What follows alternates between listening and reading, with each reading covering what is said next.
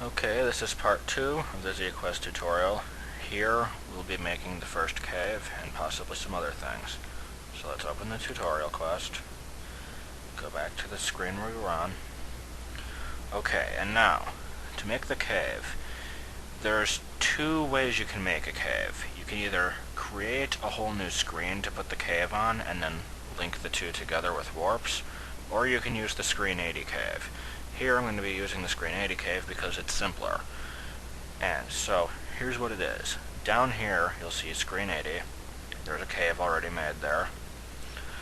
That is used, it can be called anywhere on the overworld, and its contents will always change because you set the contents on the screen that leads to the cave. You don't set them on the cave itself. So here we're going to make the cave have the wooden sword in it, similar to the first game. So first let's set the warp. Gotta go to tile warp. The type should be cave item room. There's lots of different types. Cave items room is the one you use for 80. DMAP is the overworld, because that's where we are, and Screen 80 uses the overworld. Screen 80. This you don't have to use, that's only for side warps. So that's it for that. Now it should be set properly. Now we have to put in some other things, such as the guy. There's different guys you can put in. We'll put in Abe, the old man. And if you want to make him say something, you have to put in a message string. But we don't have any made yet, so let's make a message string. Go to Quest, Strings, New String, and make him say anything you want, like, you should take this, then you have to center it, generic sword, then get the hell out. Doesn't really matter what he says, but let's just make him say that. Then set the string. So now when you enter the cave, he'll say that, but he doesn't give you a sword. So to do that, we need to set the room type. There's some different room types here. When we want a special item, and then the catch-all changes to special item. The catch-all changes to whatever you set the room type to. Sometimes it has different things. Special item we'll put as wooden sword.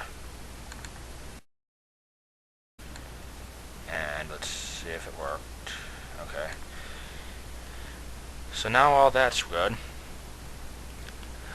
We set the blue square in the last one and the green square as well.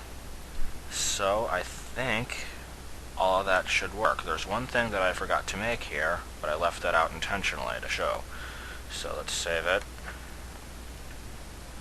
And now, let's test it. I already have Zelda Classic open. Okay, so, make a new file. I made a short video on how to do this. Okay, then, let's start it up. Here we have here in the right place, it says Hyrule Field up there. Let's bump into the Armos, and there's a gray square under it. Why is that? I'll explain soon. Let's go into the cave.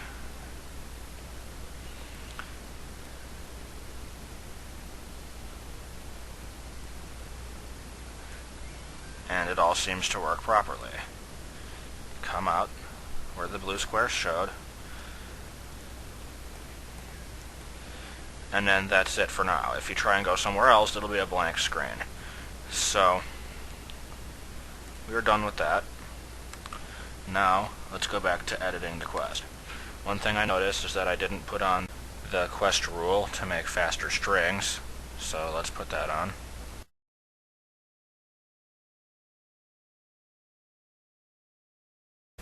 Now, as for the Armos networking, that's because it uses something called an undercombo. The undercombo you set in data, and undercombos are for anything that will be moved or otherwise changed so that something will appear under it, such as the Armos, or I could put, like, say, a block. Let's just put a random block here to show.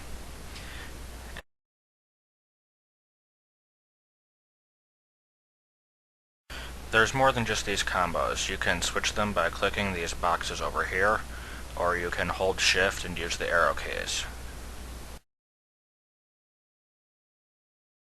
Okay, so let's set the under combo. Go to data, then under combo. You'll see the new beige color there. And then that's really all you need to do.